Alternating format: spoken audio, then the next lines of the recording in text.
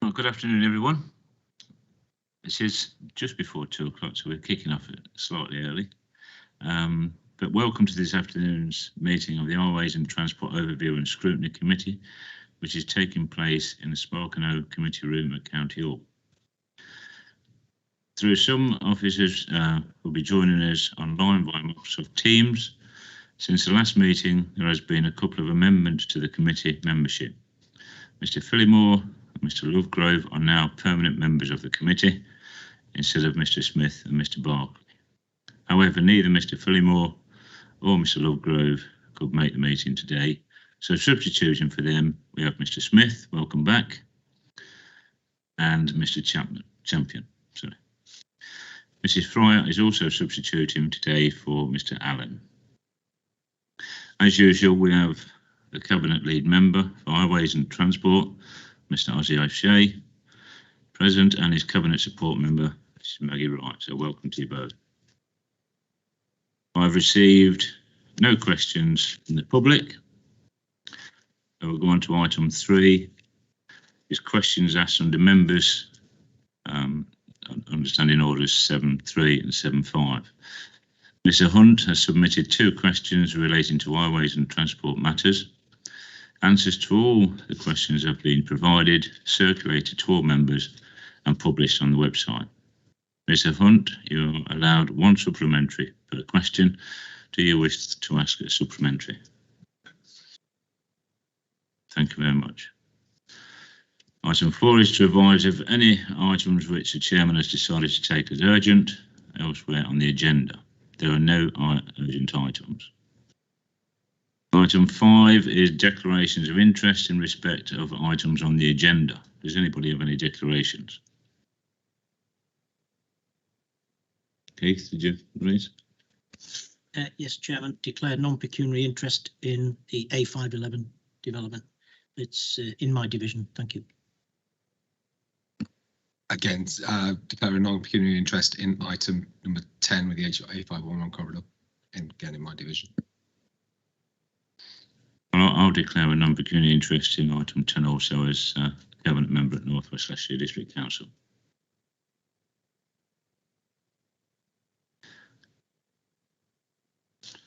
Item 6, declarations of party whip in accordance with Overview and Scrutiny Procedure Rule 16.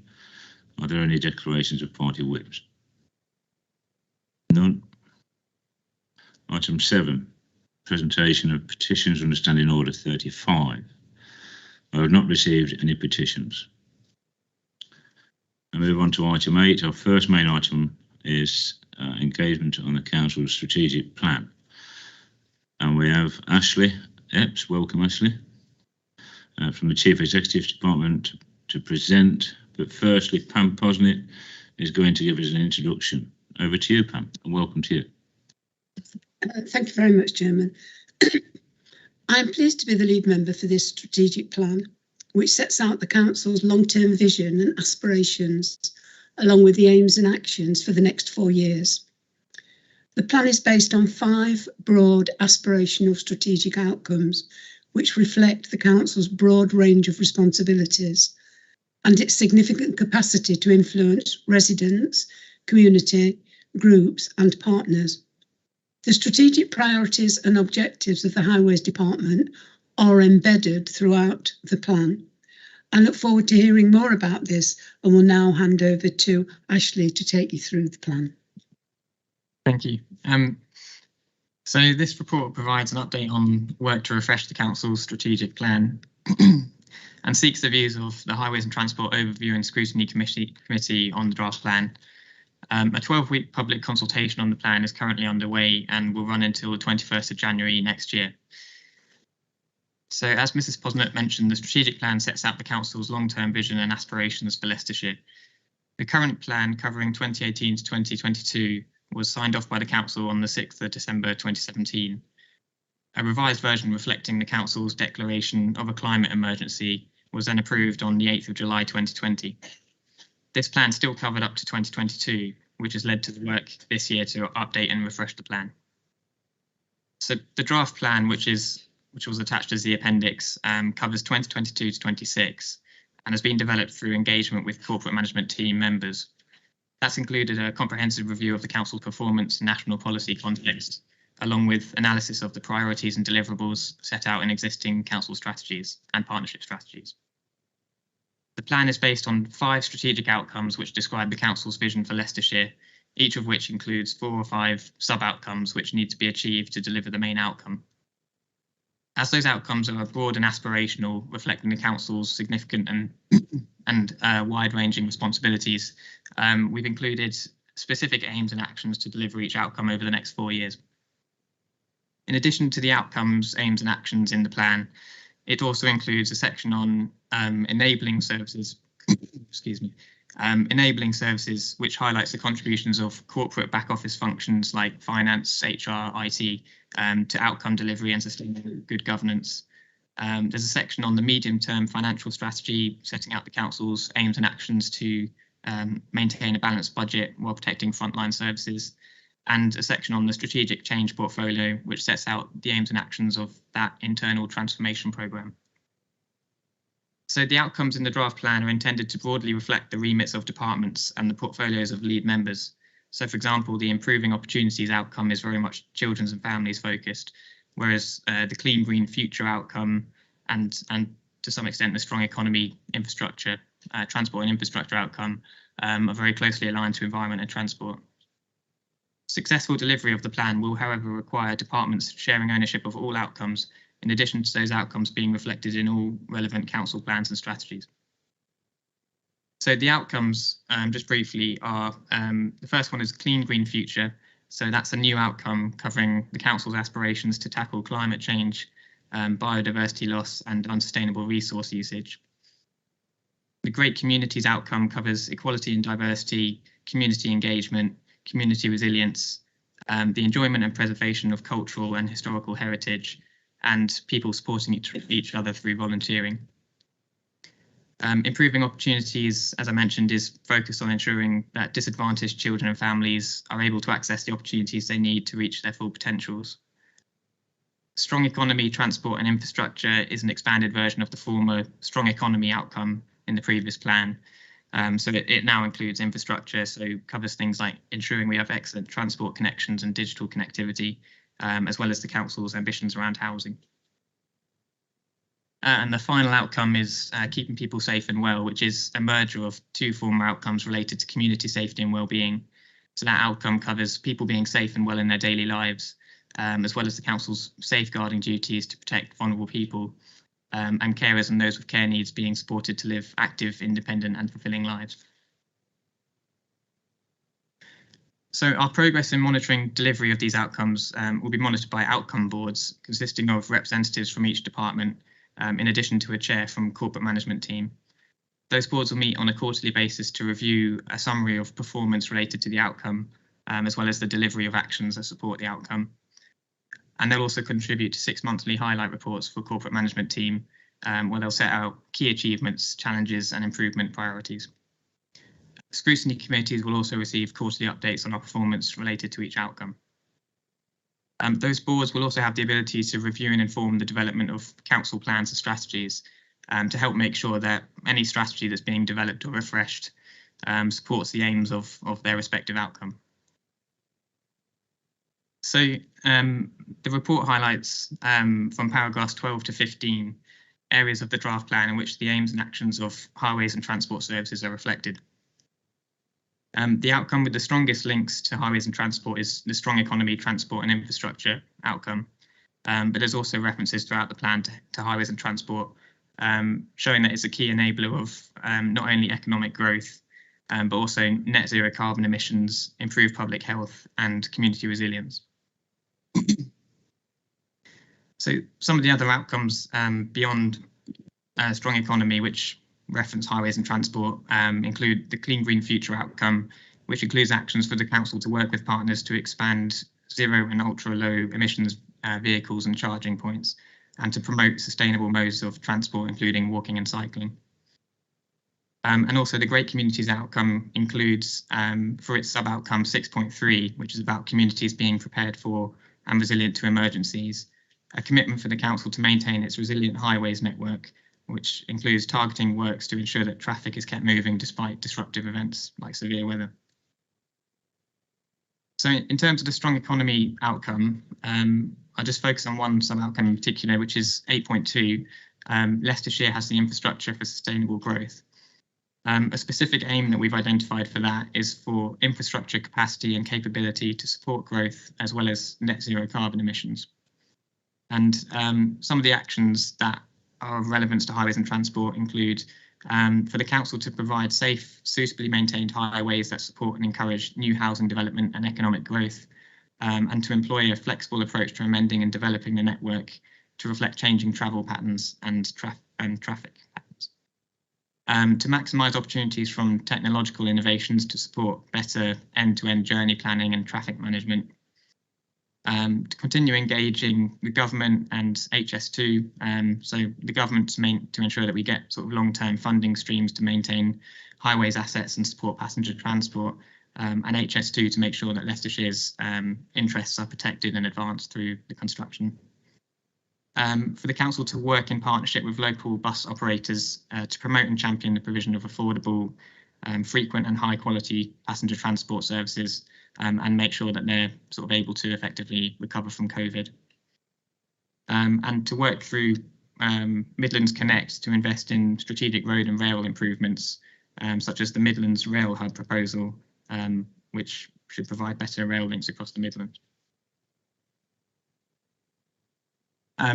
There's also a focus in the strong economy outcome on maintaining the confidence and momentum in development of strategic sites in the Freeport. By focusing development in major strategic locations, the council can more effectively plan for new housing and employment, along with new and improved roads and public transport. And finally, sub-outcome 8.5, which covers Leicestershire having the right homes in the right places, also includes an action for the council to explore ways to secure financial contributions through development to support essential infrastructure such as highway capacity. So as mentioned, a consultation on the plan is underway, and that will run until the 21st of January. All scrutiny committees and the Scrutiny Commission will be engaged, along with key partnership boards. And residents, community groups and partners will also be invited to comment through a public survey and offers to meet with community groups and partners. Once the consultation ends, we'll obviously analyse the feedback, incorporate it into a revised version of the plan, and that will be presented to the Scrutiny Commission and Cabinet in March next year, followed by the County Council in May. So yeah, thank you.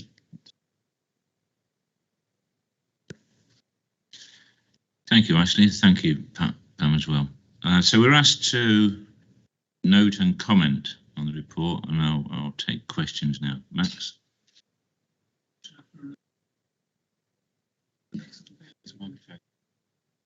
Beg your pardon.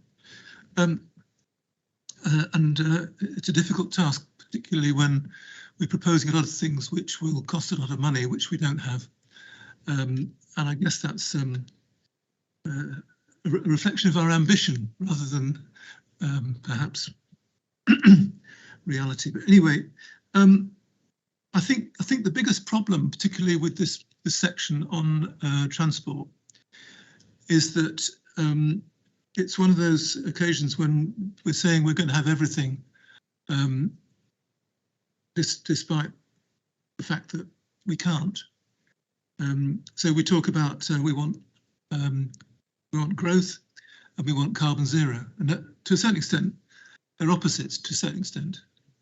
And when we talk about transport, we talk about there's quite a good paragraph you've pulled out there about the major road programme, which will increase traffic, and then the efforts that we're going to put in to support cycling and walking. If you've been on the A512, you know they're not complementary, they're opposites. So that's the criticism I've got, really, and I think if this is a consultation, we ought to look very hard at the council's priorities. I'm not saying what those priorities might be, or if they ask me, I can give you my opinion. But the problem is that often they're opposing each other. That's all I wanted to say, Chair. Thank you, Max. Anything else, colleagues? David? Yes, I do agree with Max's comments there. I do those. Could I just briefly return to the issue which I raised this morning at the briefing, and that is that this consultation obviously goes on till January, and I don't think there's anything here that in principle any of us would disagree, but it's how this is enacted in practice. And the situation I find myself in is that I'm one of the 3 county councillors for Hinckley, and the 3 county councillors are also district councillors, so we're what's called twin-hatted.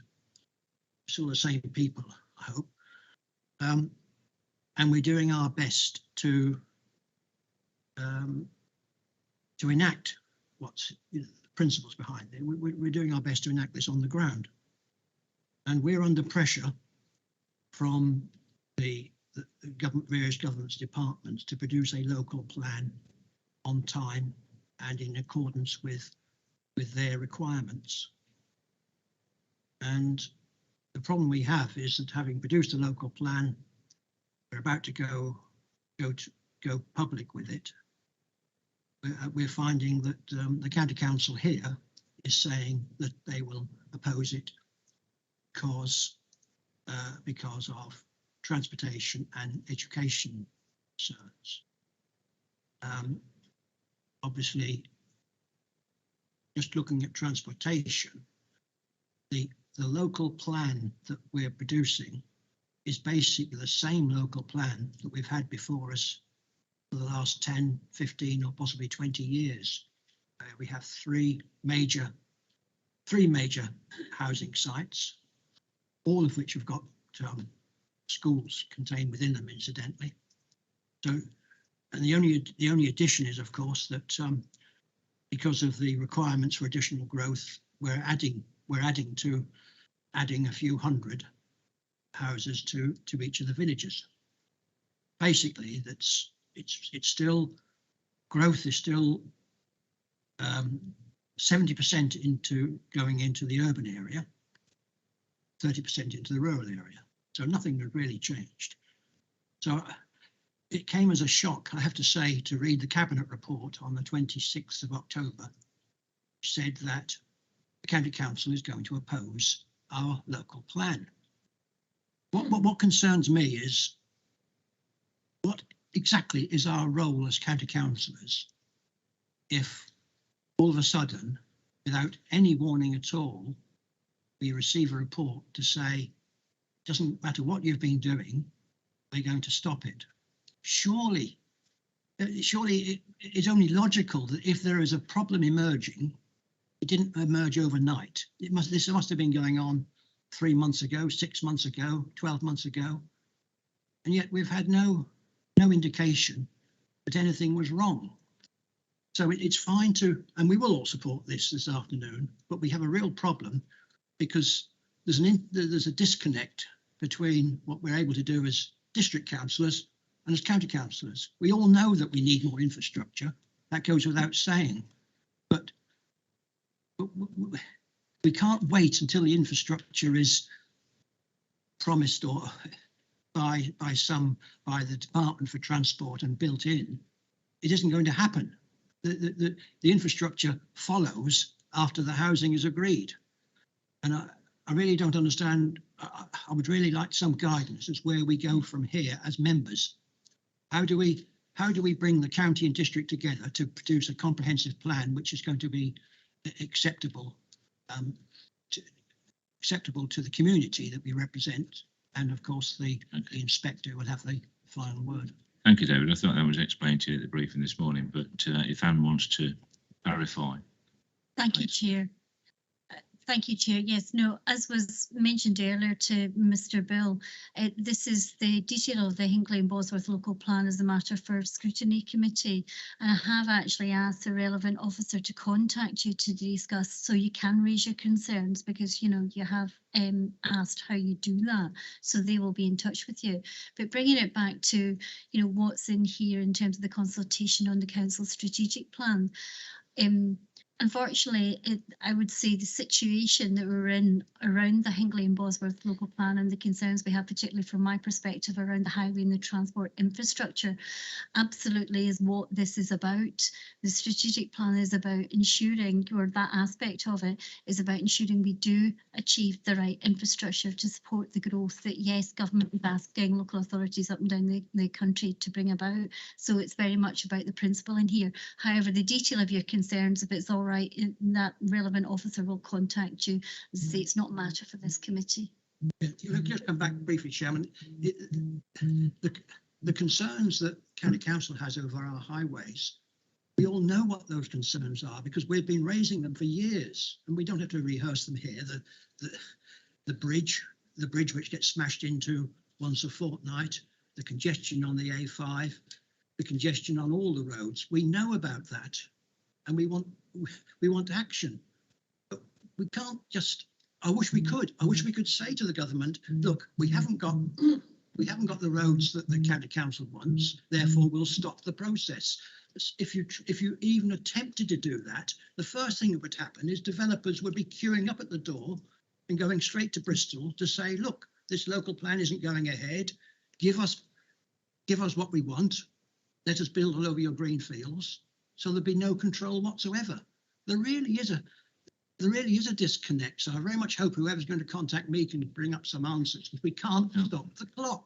I wish we could. The clock is going all the time. Mr. Blore, Mr. Jelson, Mr. Wimpy, Mr. Persimmon, they're queuing up, and they are saying you are not issuing planning consents. So they're going straight to Bristol, and somebody in Bristol who we've never heard of and we'll never see again is deciding all these things for us. David, somewhere. You did say briefly, I'll give you some latitude there. So stop there. Yeah. The relevant officer will contact you and explain your queries. Well, let's hope it is quite speedy. So anyway, any further questions? Ashley, do you want to come back? Yeah, thank you. Yeah, just on the sort of potential conflict between the sort of net zero carbon emissions goals and growth in the economy and infrastructure. I'd recommend potentially page 9 of the strategic plan. It covers the it's on the clean green future outcome. Sub outcome 5.4 covers the economy and infrastructure being low carbon and environmentally friendly. And apologies, I should have probably brought it out in the original report for this committee, but that covers in detail the council's kind of aims and actions to ensure that the economy and infrastructure are sort of low carbon, obviously. So I'd recommend potentially going through that. It covers it in much more detail than the section that I've highlighted in the report. Thank you, Ashley. Anything further? Hilary? Thank you very much, Mr. Chairman. I think this strategy, and it is a strategy, is excellent, and it's a very full report. Of course, it affects all of us. And as county councillor, we represent all our divisions, but we also have to look at the county as a whole, because we need to make sure that we are able to cope with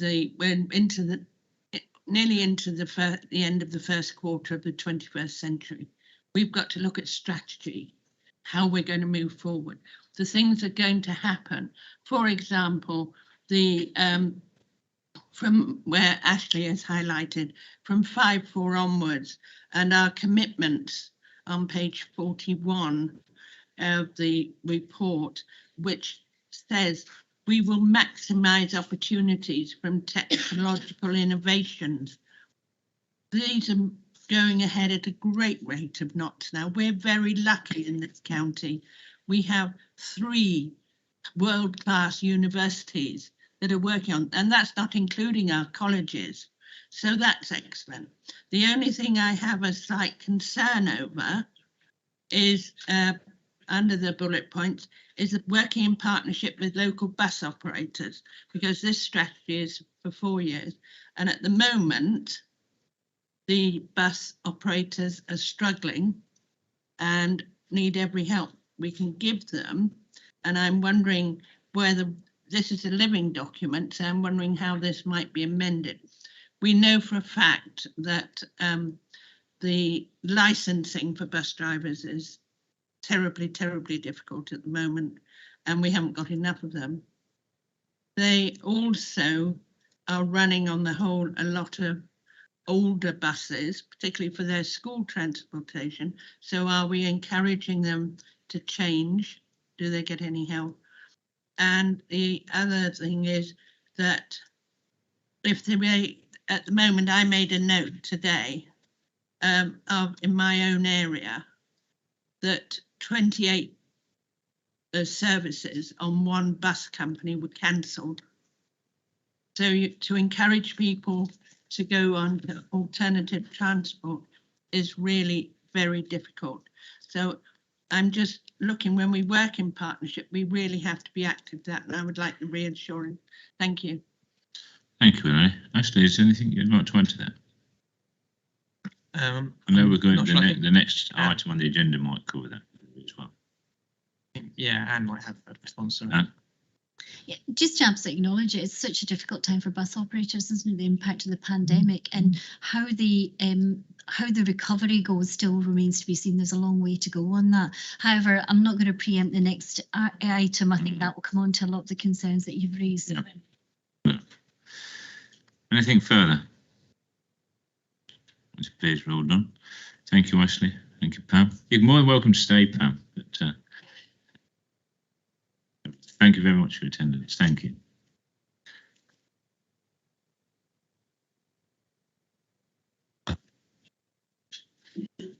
So move on to item 9, National Bus Strategy. And we're going to ask Pat, Jana and Anne to present. Jana. Yes. Jana? Yeah, thank you, Chair. Can you hear and see me okay? Yes, fine, thank you. Brilliant, thank you.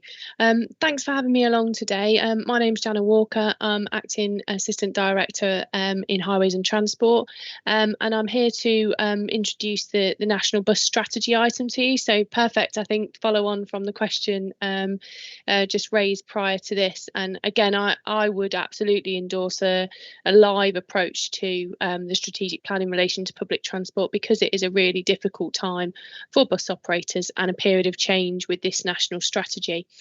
So if I can, I'll just start with a little bit of background. The impetus really for the County Council's development of a bus service improvement plan has come from the government's national bus strategy, so Bus Back Better, and I think probably off the back of those concerns around the impact of COVID, the reduction in passenger transport, and the numbers of people using buses, has been quite a quick reaction. So we've had to do a lot of work in a very short space of time at the request of government. And what they're really looking to do is improve bus services, really ramp up the involvement of local authorities and communities in the provision of bus service, move away from an entirely commercially driven approach, and particularly through the creation of enhanced bus partnerships, are looking to improve really the experience for customers and encourage more people to use bus services. So you'll see through this report, the purpose of this report is to provide an update to the committee. The Cabinet, due to the tight timescales, have already received and approved a report to publish the County Council's plan in line with the government deadline of the 31st of October. And here today just to sort of talk you through that. So part of the development of the plan included a public consultation, and the details of that are set out within the report and the appendices. But that public engagement took place in July, and we did have nearly 1,500 responses to that engagement. We found out lots about what people using bus services for at the moment and what their views on it, both from people who are using buses now and people who don't currently use buses. And there's lots that we can take from that, but interesting statistics include things around actually the majority of people currently who answered the survey, and I should emphasise that, who are using the survey, not necessarily who use buses, use that for shopping and social reasons, with less than 1 in 4 using that to and from work. I think as well, there's lots of work to do. I mean, we used a lot of existing information. We went out to consultation quickly in terms of the government timelines, but this is really the start of the process, and there will be lots of opportunity to dive into the responses in a bit more detail, to talk with bus operators and communities more about what we do in the future. So like I say, the aim of the plan and the government's agenda, which I think, again, as we've discussed via the last report, really fits with several of the county council's own objectives around greener travel, around sort of managing our network and delivering sort of growth, both from housing and jobs, and connecting people around those things. So the plan itself sets out to try and achieve that with much more engagement from bus operators. We are, and I think, again, just acknowledging the comments made before, we are recognising that is in line with needing to be realistic about what the opportunities are in the future, how the bus operators will react, and what appetite there is for ambition there. But they have engaged with us and worked on this strategy. So just a couple of things to pick out, I think, Chair, then, in terms of the next step. So the plan is attached, will be issued to bus operators hopefully this month, and follow a short period of consultation before we officially enter a partnership in March, and there'll be further reports on that. But that's really the start of the process then. The idea of that is we have an enhanced partnership that can understand what can help and improve bus services going forward, what can get more people on buses, and work together to deliver those. I think it's worth highlighting the funding. Clearly, the message from government has been you need to engage in this process and develop a plan in order to access funding, but we are not yet sure what level of funding will be available to us. And we've been very clear in our report that our ability to deliver on some of these things is very much linked to the funding that we can get from government and access from those. And so those two things go hand in hand. And I think that just comes back potentially a little bit again to the discussion we've already had today about what we want to deliver and what we can afford to deliver, and our success in terms of getting money from government through the plan will really determine how far we can go with investment into the network, upgrading buses, making them greener, putting in infrastructure to support journey times, that type of thing. You'll probably have noticed that there is a whole lot of detail in the bus service improvement plan and the details. I don't propose to go through it, but I thought the themes of the bus service improvement plan were quite useful for people to understand that we're looking at a single system approach in terms of recognising there's more than one type of passenger transport journey, making sure those are connected, both some busier urban areas and rural areas. They want it to be reliable, affordable and easy to use, and that greener theme was in there as well. So we're basically sticking to those timetables, giving ourselves the best chance of accessing funding, working with the bus operators to improve bus services, and this is part of an ongoing process that we'll be back to speak to you about sometime, hopefully around March, consultation and timescales pending. Is it useful for me to stop there, Chair? I feel like I've tried to do a whistle-stop tour there. Feel free, Jenna, but if you're happy to stay there and take any questions, and yeah, of course, comment and to note the report. So, anything further from you, Anna or Pat, before we move on? Sure. Okay, we'll move on to questions, Jenna, if you're okay. Keith? Of course. Thank you, Chair. Thank you for the very complex report. Somebody's just started the meeting in Sparkenham. Hey. Thanks for the report. It's very complex. I think the council are in a very difficult position in that you've got to come up with a 5-10 year plan strategy with quite a lot of unknowns, but the biggest one is the funding. You don't know what you're going to get. So my first question is, I can see from this document what you would like to do if you get the funding, but it doesn't explain to me what plan B is if you don't get the funding, and maybe that's going to come later on when you find out whether you get it or not. So that's an easy one, but that's the first question. The second one is paragraph 46.3, where you should set out what alternative sources of funding are available to support the delivery of the BSIPs. And I couldn't find that in the document or at Annex C. It wasn't clear to me. So if somebody could let me know what that is, please. Thank you. No Anna? problem. Oh, thank you, Chair.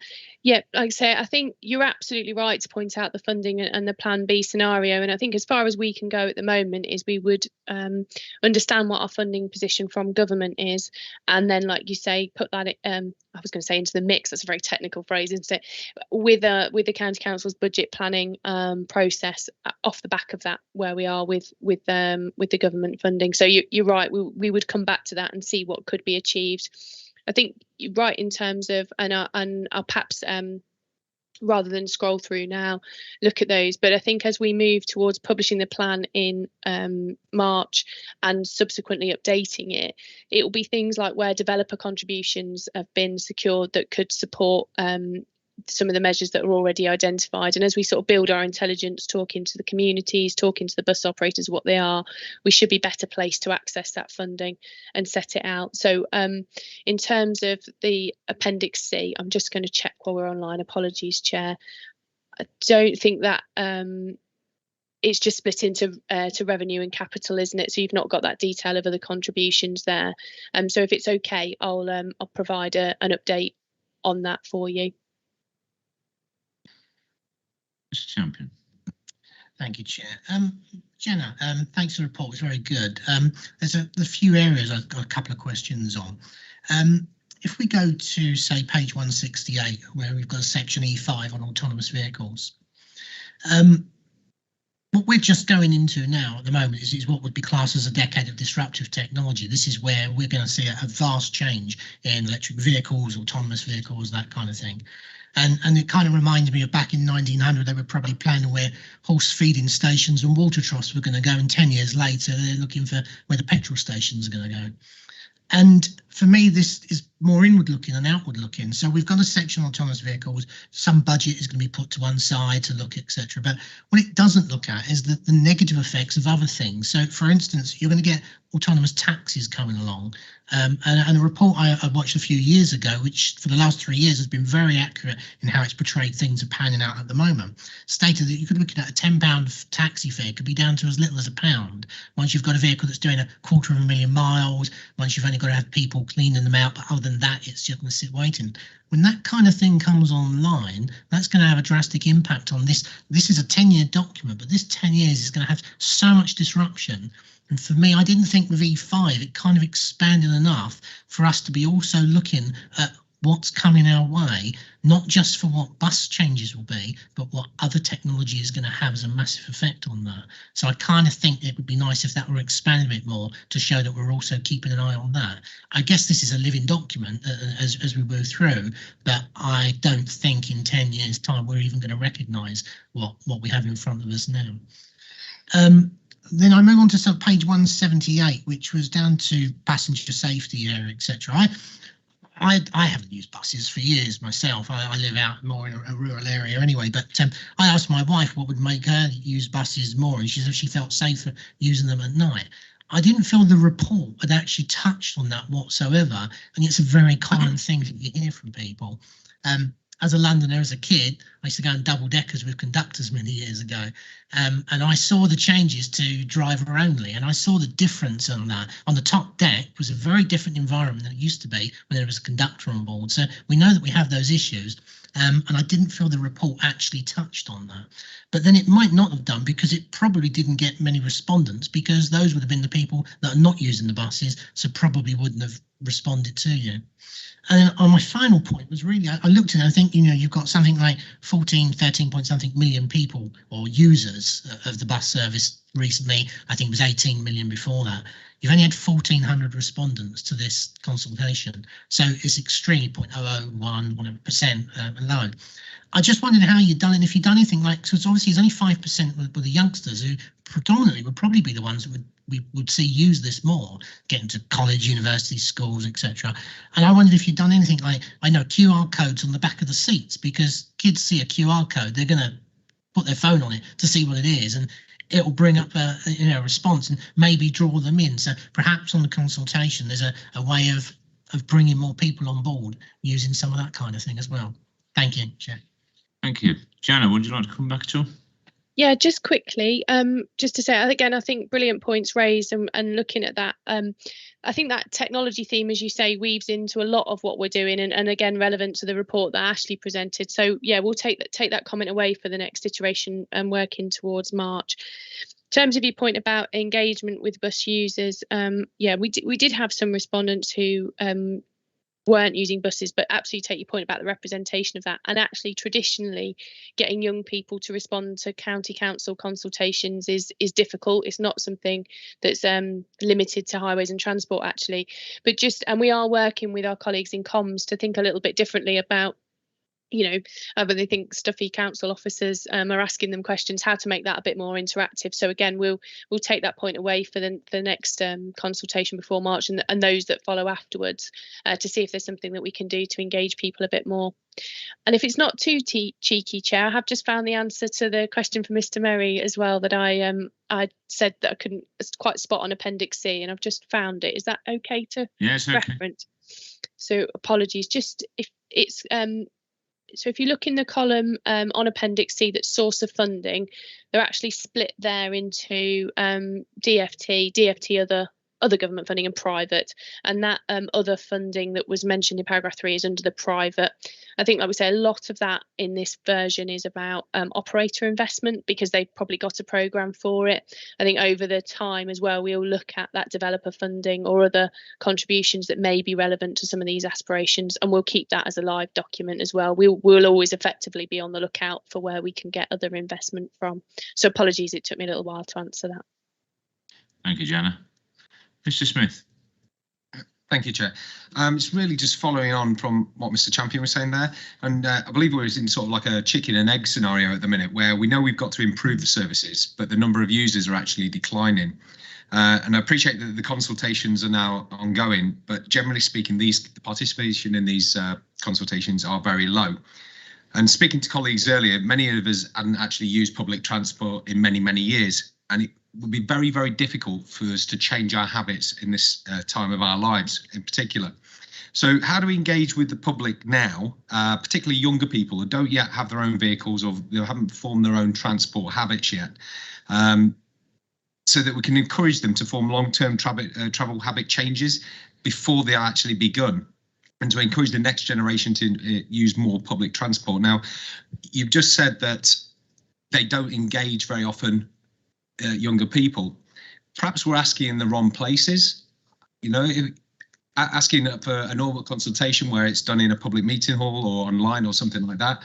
It may work for people of my generation or older generations, but it clearly isn't engaging with the young people. What can we do about that? Yeah, I think, and I should, correct myself in saying, I think absolutely in support of your point. Sorry, Chair, is it okay for me to come back? I just jumped in there, didn't I? It's okay. Sorry about that. Yeah, and I think it's not so much they don't engage. I think your point is absolutely right. We haven't found a way that works to engage and get that feedback. And we are working with our colleagues in comms team to look at more digital solutions. I think things that work very well, present well on phones. Our website, for instance, perhaps doesn't pop up quite so well on mobile devices for that type of thing. Short, snappy surveys that are really only about things that you're interested in. Perhaps don't ask about concessionary travel passes at the same time as that type of thing, because I think you're right. Our primary chance to intervene, if you like, is at the point before those habits have been formed. And actually also, if you do look at the engagement that does happen, they are a socially conscious generation. They're aware of the carbon agenda and other options, and so I think we have to make the most of that now. The honest answer is, personally, I wouldn't be the expert, and I do think we need some support and perhaps look at other areas and what they've done. I've got 2 teenage girls myself. They're less than interested in filling out surveys for me on that basis, and that's with some bit of financial incentive sometimes. So I think we need to think very differently about that and really look at where most successful local authorities are for engaging with that generation. But it's not something that I've got an easy answer to. I think you're right to raise the question. Thank you, Jenna. Anne?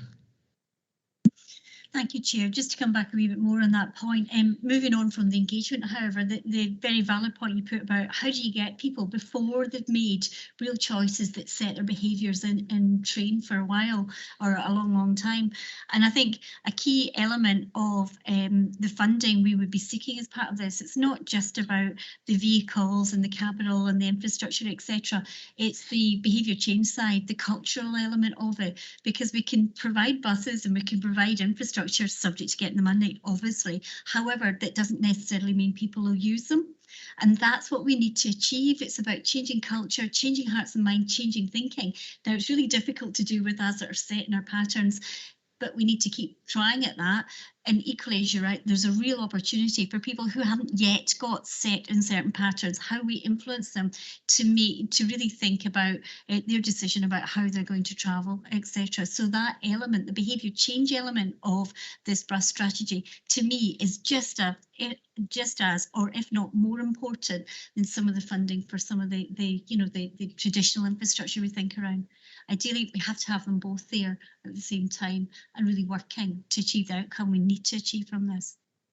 Thank you, Chair. Thank you, Anne. Max, did you indicate? Yeah, for you. Thank you. Yeah, I must agree with the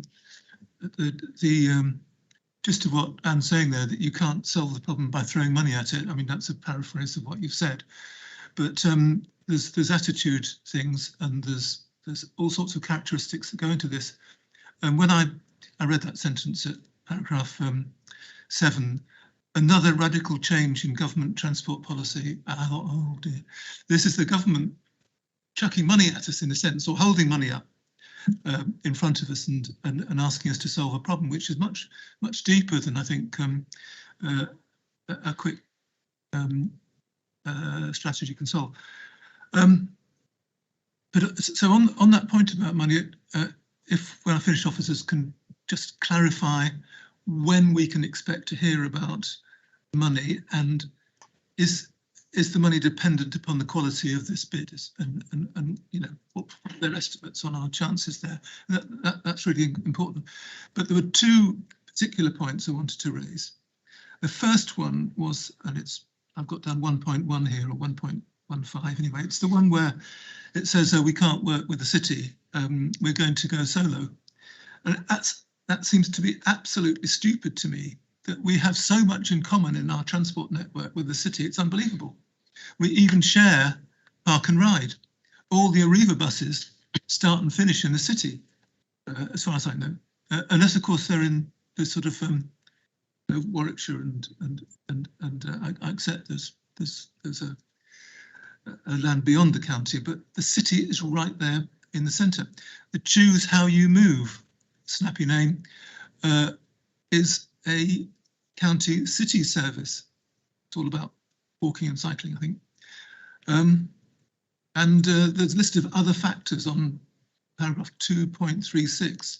It talks about parking policy, workplace parking policy, which is a city policy. How on earth can we design a good transport system without working very closely with city? And this is actually giving us the opportunity by saying we can have a twin authority partnership. That would have been possible, but that apparently has been written off.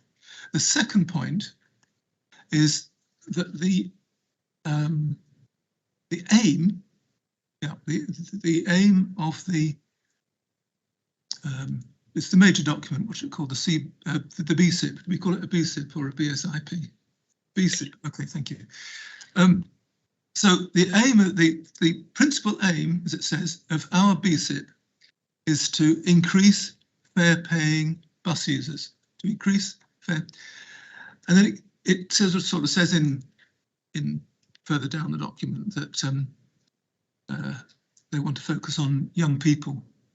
And the first thing I thought of was, when I get the bus, which is rare, I have to say, I don't want a lot of young people on it, or certainly not on the top deck. I mean, that's it's one of these contrary things that you've got to be very careful of your market and who you're trying to sell the routes to and at what times. And if you simply want to increase young people fare paying, bus users, then there are specific times and the specific services, principally weekends and when they're not in school or in university, whatever, colleges. So, but the document itself doesn't talk about how they're going to increase the fare paying bus users and who they're going to target as potential customers, because I'm taking a punt here, but I would guess nobody came here by bus and nobody's going home by bus. There are other groups, which actually many of which aren't addressed in the document, who are, as in a sense, a more captive audience. Those people who don't have access to a private car, those people who find it cheaper to go by bus. And if you get the main bus service I use, when I use it, which is rare, is the one that goes from Loughborough to Leicester City. It's an express bus. It doesn't, it stops about 3 times, about twice in Loughborough and twice in the city. But it's a fast service, it's not very expensive, and it does the job. So there's lots of questions here, mainly about why we're working closely with the city and how and who are we going to increase as our passengers. So that's all I wanted to say, but the big question I had was about money. Okay. Well, thanks for those comments, Max, and questions, comments. Jenna, is there anything you want to come back on? Just very quickly, Chair, I think in relation to the money question, and it is, you know, a big question, isn't it? It's a little bit, so the information we've got is that kind of award of money is definitely dependent on your compliance with the timescales. And I think hence there are some questions that we could go into in more detail as we go through, and perhaps could have spent longer on if it wasn't for the deadlines, but meet the deadlines and show real ambition. And that's I'm being slightly, you know, that's the real crux of the advice we've got to date. And because people are developing them at the same time, we haven't really got a benchmark. We've worked with other authorities to see what they're putting in and developing and what's been done before. But in terms of that success and how that will roll out, we are still really waiting to find that out. But we submit in March with a view to finding out funding the following. So in the next financial year, and we have had some money already from government, which does show their intent, I think, to support the development of those and set out that ambition. So again, there is a bit of a conflict there, because if you don't set out your full, it doesn't look ambitious. If it isn't really probably quite costly and resource intensive, you're probably not going to get the funding, but you are then absolutely dependent on that funding to deliver the plan that you've set out. So we are aware of those things, and as soon as we've got any feedback from that, we can you know, be sharing that with yourselves and local members as well. Thank you, Jenna. Sorry? No, I was just going to say, I think Max is and Mr. Hunt's point there around who we've got the best chance of influencing and where that's going to come from. I think we've made the points about younger people before habits formed. I think that's true, but I think it will be about for the people that those services work best for, we've got the best chance. So you've mentioned short, direct, convenient services where you perhaps save money and time versus the car, depending on your journey.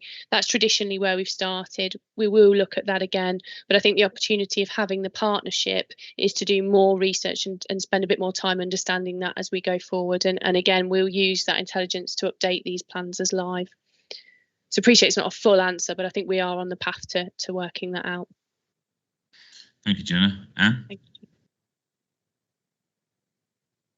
Thank you, Chair. Just wanted to pick up the point Mr. Hunt made about working with the city. I would firstly just clarify we are certainly working with the city. What we had decided earlier on, however, that we would have separate enhanced partnership schemes with the bus operators, and primarily that's in recognition of we're in quite different places as transport authorities in terms of the extent of your bus services and your bus market and the characteristics of those markets. Obviously, the city has far more critical mass than we have for bus services in terms of the commercial and non-commercial mix of the market.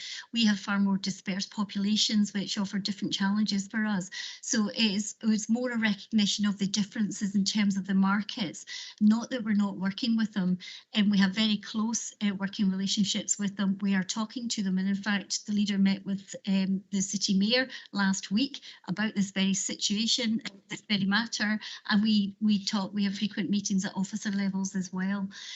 And obviously we have cross-boundary services and all the things that you mentioned in terms of in common and things like park and ride. And so just to reassure, we are working very closely with the city. The only other thing I would maybe just add comment to is the points about targeting, targeting services for different audiences, different markets.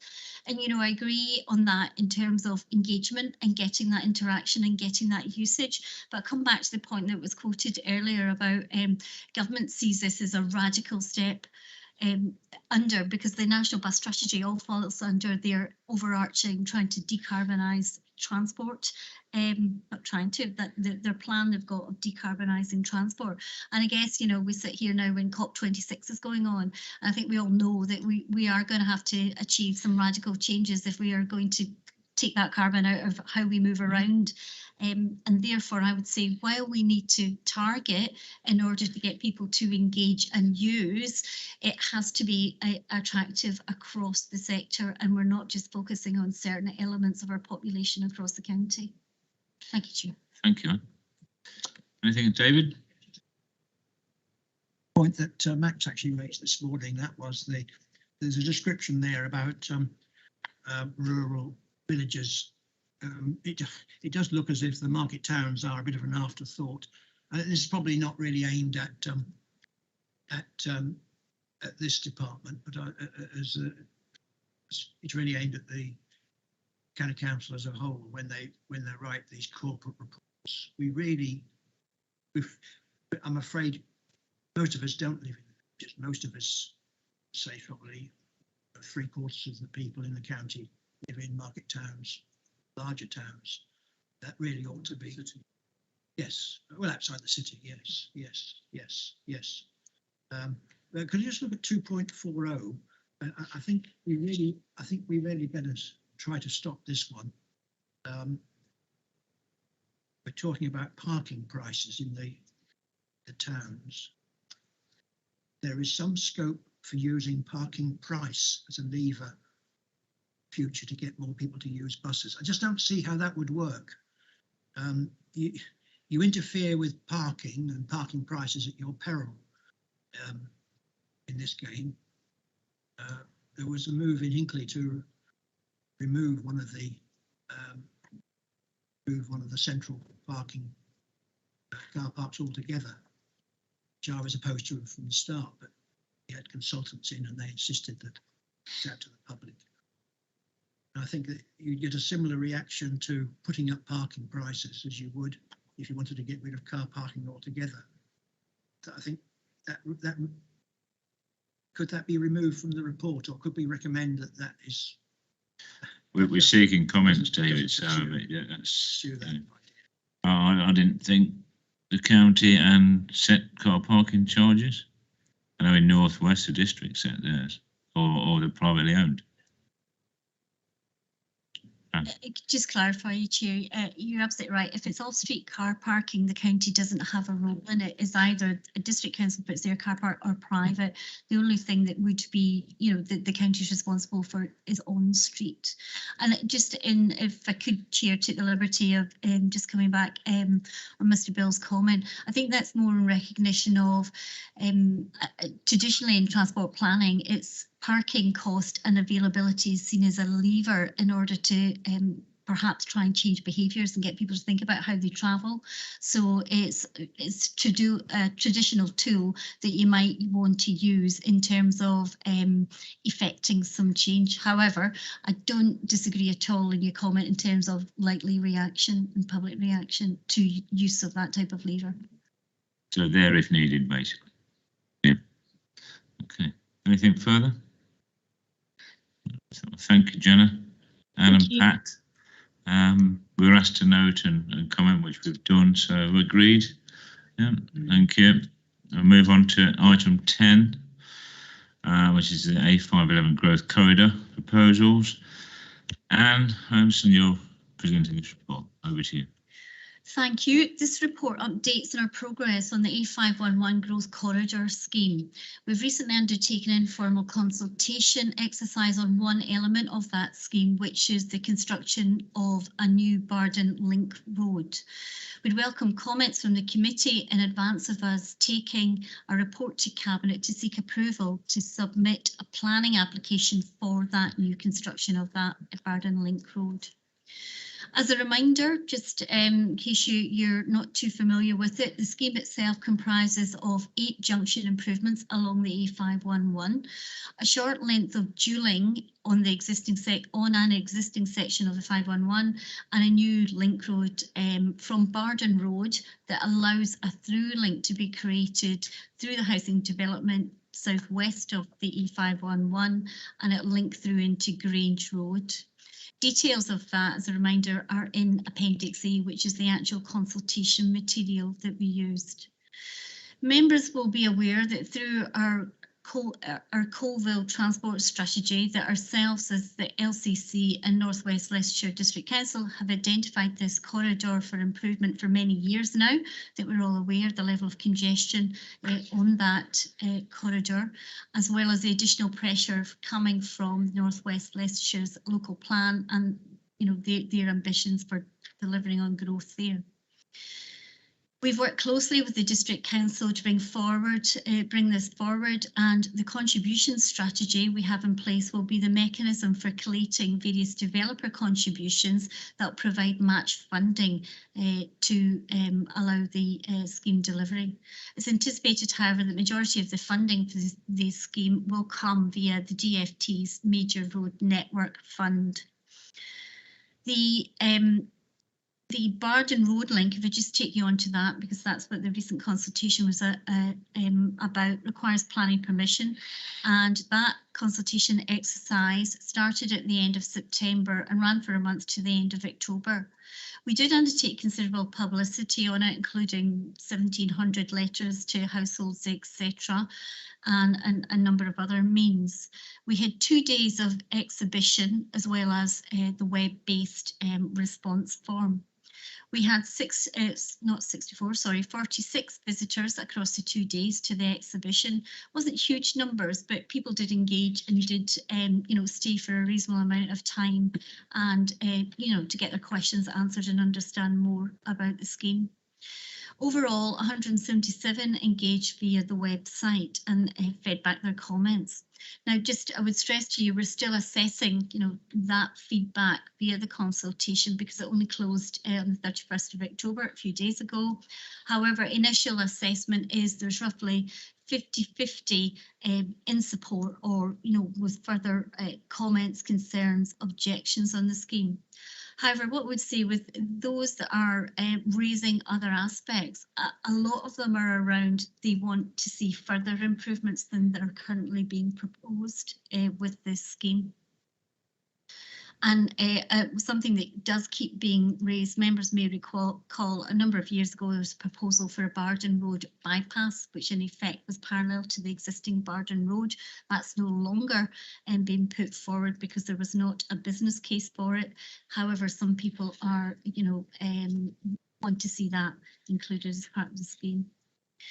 The consultation documentation, as I say, is for you, available for you at Appendix A. Mentioned the funding of the schemes that expected to come from the Major Road Networks Fund, approximately 40 million via that, and we've already had an allocation of 1.5 million from government to allow us to take on the development and take that forward at the moment. The remaining funding through the Colville Transport strategy, however, that's likely to need an element of forward funding from the County Council while those contributions, till the triggers happen and they are secured. The current estimate for the scheme in total is 49 million. However, you'll be aware, there's a lot of construction inflation at the moment, the way the market is. So we're undergoing a cost review exercise on the scheme. Key milestones for the project are set out in paragraph 22 of the report. The one that's missing there is the very first one, however, which is after this, we intend to take a report to Cabinet in the new year seeking seeking permission to submit the planning application. If the scheme does progress through all its various hurdles and milestones, the current programme is for construction to start in 2024 with completion early in 2026. We will include any comments from this committee to Cabinet in the Cabinet report. And just to see if there's any detailed questions on the scheme, the project manager for the scheme is on the line, so could probably assist if needed, Chair. Thank you, Anne. I must say I'm very encouraged by this report. I very much support it. I think it's great for North West Leicestershire and Colville in particular. However, my only worry is escalating costs of materials, as you've touched on. I know it's mentioned in the report, but we can find a way to calm that down a little bit. Thank you. Any comments, colleagues? Well, thank you very much, Anne. Oh, no. Craig. There we go, got me in the end. Yeah, thank you, Chair. Very much again behind this as a local member as well. Although the consultation didn't have a huge yield, I have spoke to many people about this whilst I've been out and about in the town, and it's overwhelmingly favourable, and they're looking forward to it actually happening. So thank you. Thank you. Anything further? Okay, thank you, Anne. We're asked to note and comment, so agreed on that. Agreed. Thank you. Thank you then. We'll move on to, swiftly moving on to item 11 actually. Highways and Transport Annual Performance Update. For this report, Anne will be supported by Nicola Truslove, Business Partner, Business Intelligence Service. So it's over to you, Anne, again. Thank you, Chair. This is the committee will be familiar with our quarterly reports, but we have our annual update now for the highways and transport function to tell you how we're doing against our performance indicators.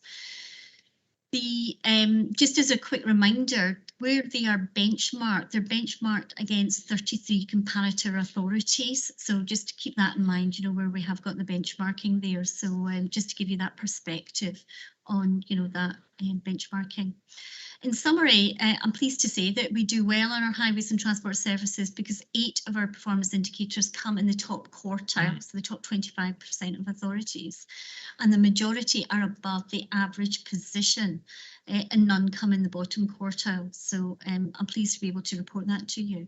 Just if you want to, perhaps if it's easiest, focus on the dashboard in Appendix A, I'll just quickly take you through some of those just to give you those highlights for the annual position.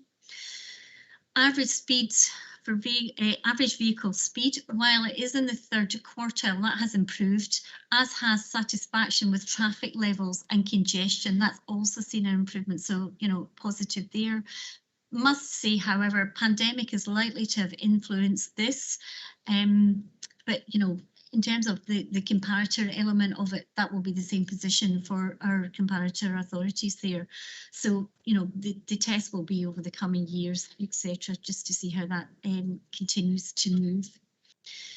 The percentage of businesses saying less traffic congestion would benefit them has seen a big increase. That's gone from 28% to 53%.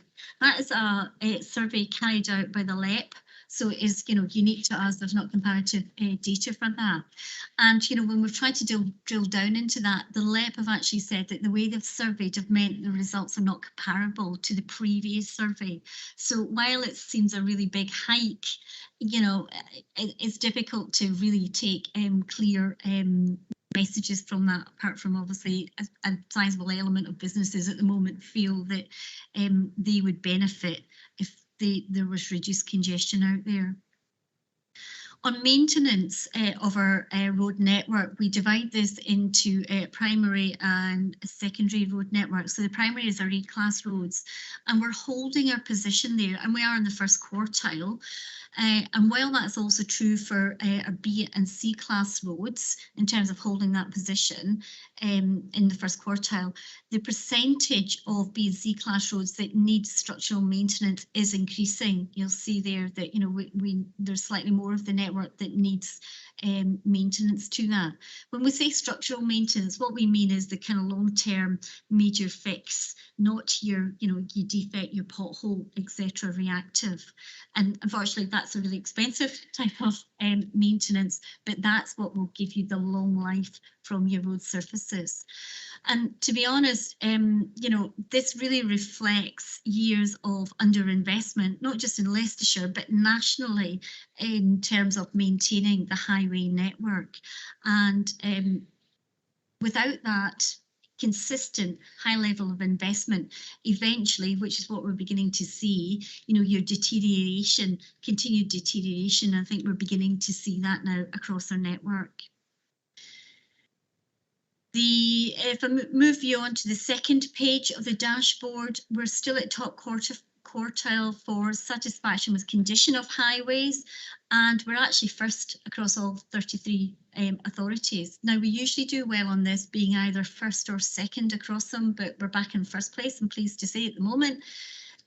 So, you know, that's a real positive then. And that comes from the National Highways and Transport NHT, National Highways and Transportation Survey, and just as a reminder, that is live at the moment, so I would really encourage you, there's a member one, there's a parish one, and there's a public one, to fill it out, and also encourage your areas to fill it out, because that's where we get this data from. So, you know, it's vital for us to assess how we're doing. Similarly, for rights of way, we're in the top quartile and improving. And again, that's a really positive picture. And particularly given over the last year or so, our local people have used our rights of way network far more because they've been confined and, you know, they've just been out in the local areas. So I think that's a really positive picture there. We see a marginal improvement in carbon emissions from transport in terms of it's reduced slightly. However, I would state this data is all pre-COVID. COVID will have an impact, but then I'm sure, you know, you're very aware, even reports out today, you know, things are coming back to pre-COVID, emissions are coming back to pre-COVID levels quicker than anybody anticipated. So, you know, it's not hopeful for the long-term trend, unfortunately. Satisfaction with bus services has declined slightly, but it's still above the average. However, but you know, you've heard the report on our BSIP, etc., and the work that government is pushing across the country. So hopefully that, you know, will begin to, over the coming months and years, begin to see a change in that indicator. In terms of road safety, historically, for members new to the committee, we do well in road safety. We are a high-performing authority and we remain in the top quartile, as you'll see there. Unfortunately, however, we did see a year-on-year increase in killed and seriously injured in that last year. And just a word of caution, if you're not aware, the police in the last few years have changed how they collate accident collision data, and it's difficult to say the figures are comparable over previous years. However, you know, we use we use it as much as we are able to, and we have a whole host of road safety activities that go on, and we do bring a detailed report to the committee, usually around about March each year. Appendix B. If I can just finish on that appendix as the dashboard and just point you to Appendix B, because this is the annual update. That Appendix B is the Highways and Transport element of the Council's annual performance report. So it summarises across the Highways and Transport Services what we have done over the last year, 18 months. I will leave you to peruse that. There is an incredible amount of work there. Very briefly summarised, but more than happy to take questions on any aspect of that if the committee want to raise anything. Thanks, Chair. Thank you, Anne. I think it's a very good report, very positive. I'm particularly keen on on page 233, the on-demand travel. I know it's a three-year pilot, is it? Pilot scheme. How's that going? And when will it be sort of widened to other communities? And I'd just like to ask if more Section 106 monies could be used to promote the service with ERT.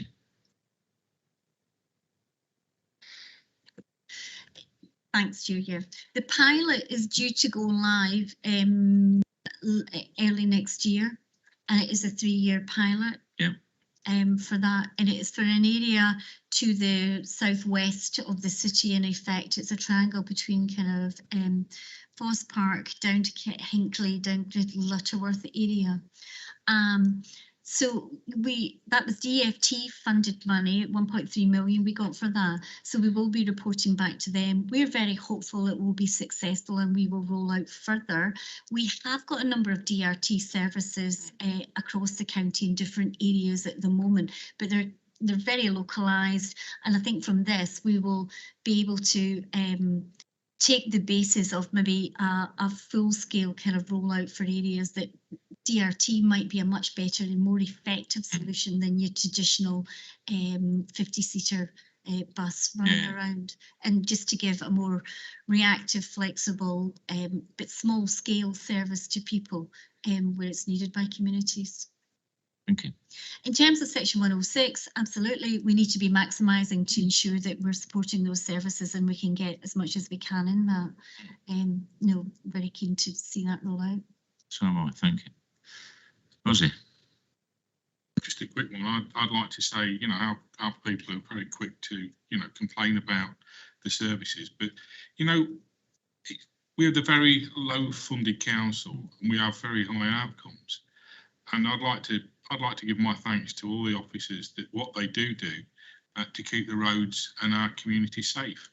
We are very low funded, but as I say, we do have the good high outcomes, and we coming first in a lot of these areas, we ought to pride ourselves on. Thank you. I would totally agree with that. Thank you. Any comments? Absolutely. Well, I'm sure you're recording that. Yeah. Any further comments? Keith? Just a slight comment, and basically, with all the KPIs and the greens and everything, you keep referring to road traffic accidents, and the police refer to them as road traffic incidents now, not road traffic accidents. The term road traffic accident hasn't been used for a long time. It's just a minor point. Having you know, been in this field for many years, we've kind of gone around the circle on accidents, collisions, incidents. You're absolutely right. You know, there's, you know, things keep changing over time, and a lot of people do feel that it's a bit of a misnomer to call it an accident. Yeah, I take your point. Thank you. So we're asked to comment. Ozzy, did you want to comment? I'm just going to come back on that, because when I first joined the police, it was an RTA. Then it went to an RTC, and when I was leaving, it was an RTI. They're all changing. I don't know why they change it. You know, everybody recognises it's an RTC or an RTA, don't they? Yeah. But people, I don't know why. The circle will come back and it'll go back again. Yeah.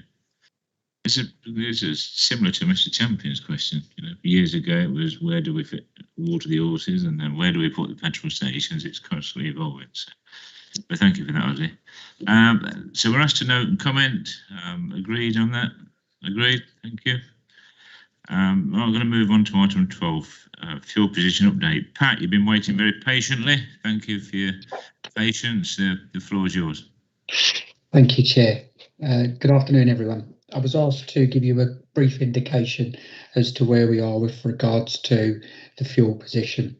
As you will all be aware, there was some challenges late September, early October with regards to impact of a forecourt fuel shortage. This was a national issue that affected there was different levels of effect in different parts of the country. The County Council monitored the situation within Leicestershire via the business continuity groups and made sure and understood the impact that any shortage had on any of the services. With regards to E&T and the services that we undertake in the department, there was very, very minor isolated disruption. This went on for a few days, but was managed.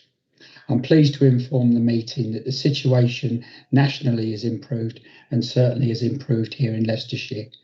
I'm not aware of any current known issues with regard to the fuel shortage or the fuel challenges we had as a nation, and I'm now led to believe that everything is back to the standards that we would expect.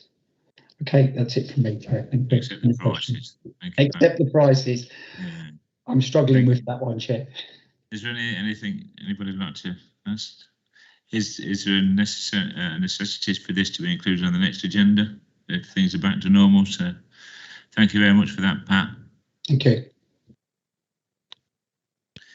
So item 13 is date of next meeting. The next meeting of the committee is scheduled for the 20th of January 2022, 2 p.m. Item 14, any other items which the chairman has decided to take as urgent. As I said earlier, there are no urgent items. So I'll draw this meeting to a close and thank everybody for your attendance, questions and comments, and all have a safe journey home and a Merry Christmas.